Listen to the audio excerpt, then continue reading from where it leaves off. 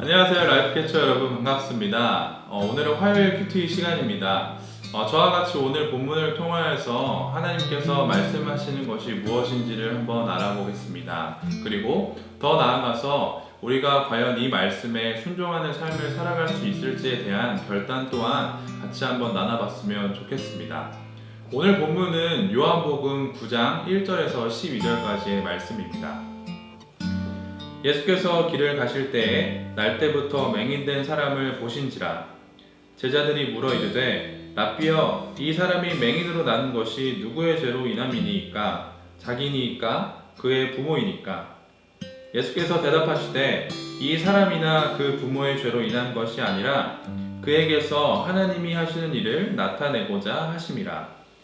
때가 아직 낮음에 나를 보내신 이의 일을 우리가 하여야 하리라. 밤이 오리니 그때는 아무도 일할 수 없느니라. 내가 세상에 있는 동안에는 세상의 빛이로라.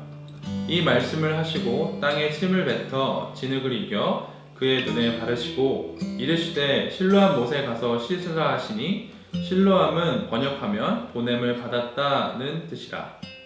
이에 가서 씻고 밝은 눈으로 왔더라. 이웃 사람들과 전에 그가 거리는 것을 보았던 사람들이 이르되 이는 앉아서 구걸하던 자가 아니냐? 어떤 사람은 그 사람이라 하며 어떤 사람은 아니라 그와 비슷하다 하거늘 자기 말은 내가 그라 하니, 그들이 묻되 그러면 내 눈이 어떻게 떠졌느냐? 대답하되 예수라 하는 그 사람이 진흙을 이겨 내 눈에 바르고 나더러 실로암에 가서 씻으라 하기에 가서 씻었더니 보게 되었노라. 그들이 이르되 그가 어디 있느냐? 이르되 알지 못하노라 하니라. 오늘 본문은 우리가 잘 아는 것처럼 날 때부터 맹인된 자를 고쳐주시는 예수님의 그 사건을 이야기하고 있습니다. 예수님이 길을 가시던 중 맹인을 보셨습니다. 그리고 예수님과 함께 있었던 제자들이 예수님에게 질문을 합니다. 예수님, 이 사람이 맹인이 된 이유는 누구의 잘못 때문입니까? 자신의 잘못일까요? 부모님의 잘못일까요? 예수님께서 대답하시죠. 이 사람이 이렇게 된 것은 그 누구의 잘못도 죄 때문이 아니다. 하나님께서 하실 일을 나타내고자 합니다. 라고 말씀하십니다. 후에 예수님께서 땅에 침을 뱉어 진흙을 이겨 그 사람의 눈에 발라주시고 실로암에 가서 씻으라고 말씀하십니다.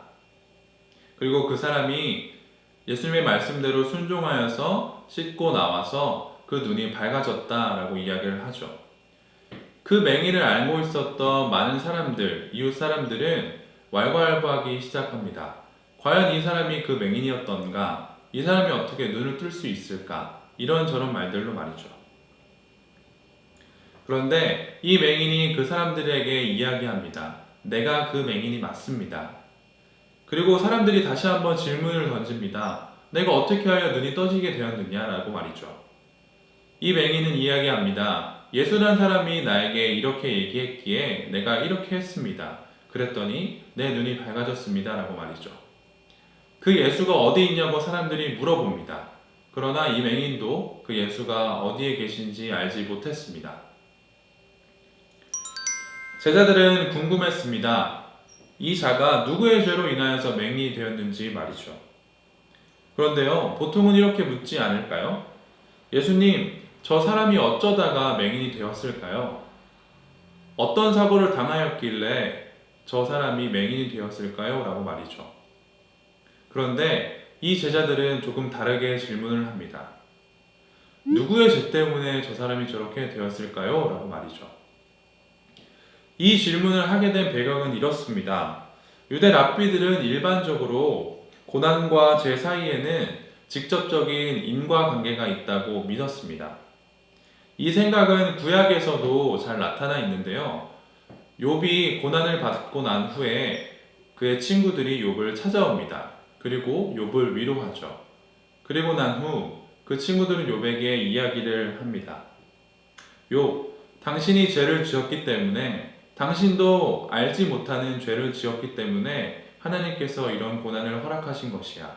얼른 회개해야 해. 라고 말이죠. 이와 같이 제자들도 생각했다는 겁니다. 쉽게 이야기를 한다면 내가 벌을 받았다라고 할 수 있겠죠. 그런데 예수님께서는 누구의 죄 때문도 아닌 하나님이 하시는 일을 나타내고자 하기 때문에 이 사람이 맹인이 되었다라고 말씀하고 계십니다.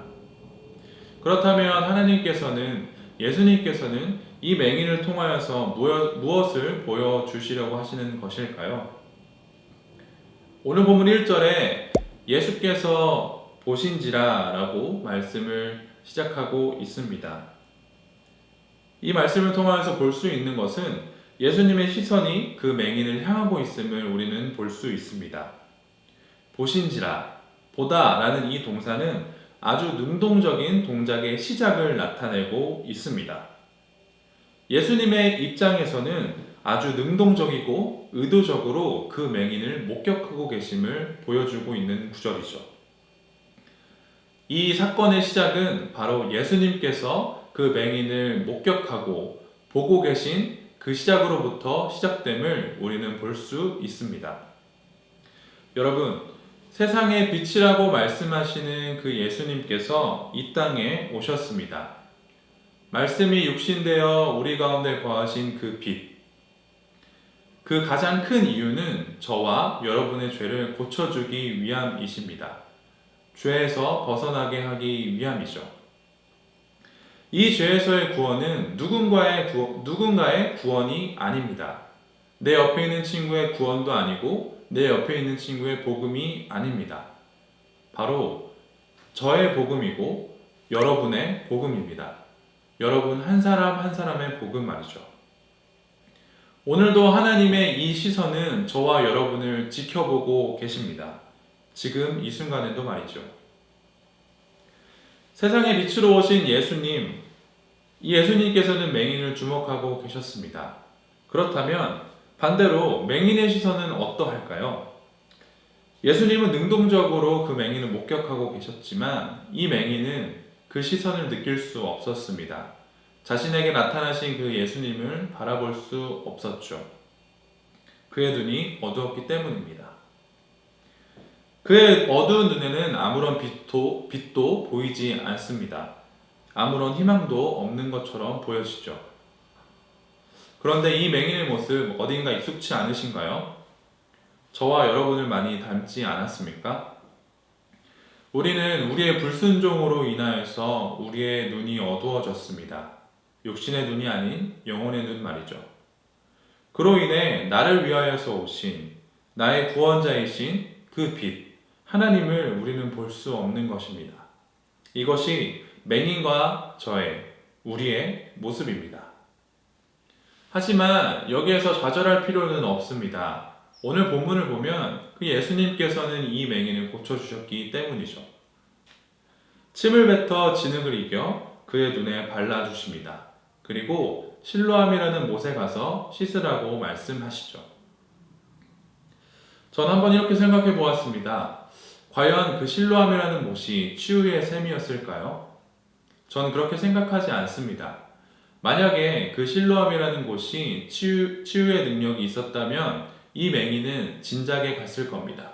그리고 진작에 이 맹인의 눈은 띄어지게 됐겠죠. 그렇다면 예수님께서 이기신 진흙이 효능이 있었을까요? 아니요. 그것도 그렇지 않았을 겁니다. 그렇다면 이 맹인은 어찌하여 눈이 밝아지게 된 것일까요? 저는 이 답을 이 맹인의 순종이라 생각합니다. 바로 순종의 태도 말이죠. 이 맹인은 순종의 태도를 통하여서 치유함을 받았습니다. 진흙의 효능도 아니요 실로암의 치료의 능력도 아닌 바로 예수님 말씀의 순종으로 말입니다. 사랑하는 라이프캐쳐 여러분, 혹시 여러분들은 왜 큐티를 하고 계신가요? 왜 지금 이 시간 큐피트와 함께하고 계신가요? 내가 그리스도인이기에, 교회를 다니는 사람이기에, 마을장이기에, 임원이기에 혹시 이러한 이유로 큐티를 하고 계시진 않나요? 네, 물론 이러한 이유도 참 중요합니다. 그러나 오늘 본문을 통하여서 우리가 한 가지 취해야 할 태도는 바로 순종의 태도입니다.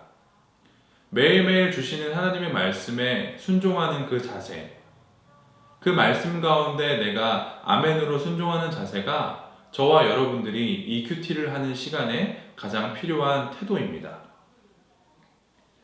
아무리 많이 말씀을 묵상하여도 기가 막힌 큐티의 적용점을 찾아낸다 하더라도 우리가 그 말씀에 순종하겠노라 라는 이 마음이 없다면 그 큐티는, 그 말씀은 나의 말씀이 아닌 것이죠. 사무엘상 15장 22절 하반절은 이렇게 이야기합니다. 순종이 제사보다 낫고 듣는 것이 순양의 기름보다 나으니. 하나님의 말씀에 순종하는 태도는 바로 저와 여러분, 그리스도인이 가장 중요한 태도임을 우리는 반드시 명심해야 합니다.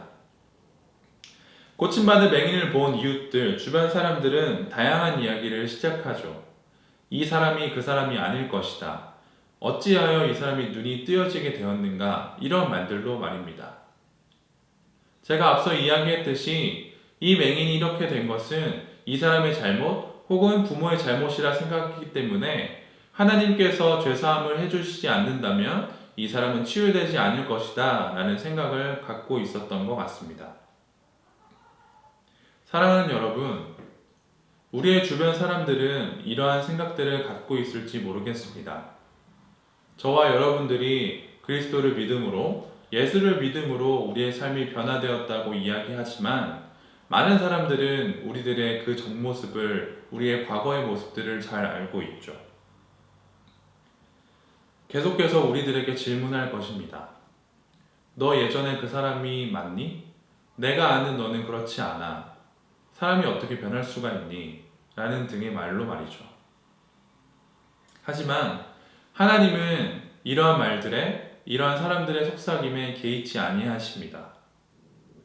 가장 중요한 것은 저와 여러분이 얼마만큼 그 빛 대신 예수 그리스도를, 하나님을 생각하고 묵상하고 그 말씀에 순종하는가를 계속해서 보고 계신다는 것입니다.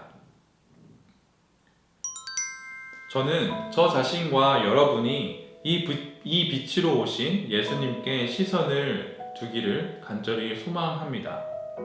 하나님의 말씀에 순종하는 자세를 갖기를 원합니다.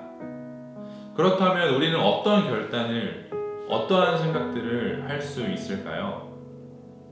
저는 저의 결단을 잠시 나누고자 합니다. 저는 오늘 이 본문 말씀을 통하여서 저의 모습을 아주 솔직하게 한번 적어보려 합니다. 하나님 앞에서 말이죠. 나의 모습은 어떠한지, 나의 죄는 무엇인지, 이 맹인된 모습이 어떠한 처지에, 어떠한 상황에 있는지 말이죠.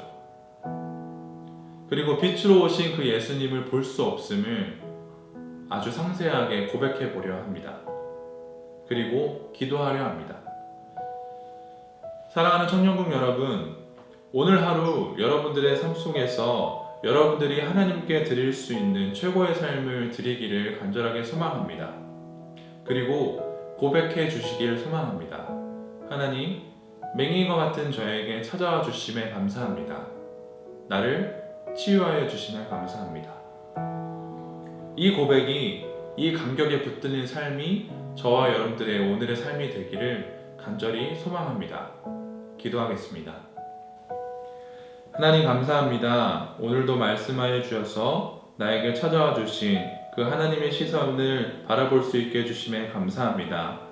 이 맹인된 나에게 찾아와 주셔서 빛을 선포하여 주시고 빛 가운데로 거할 수 있게 해주심에도 감사합니다.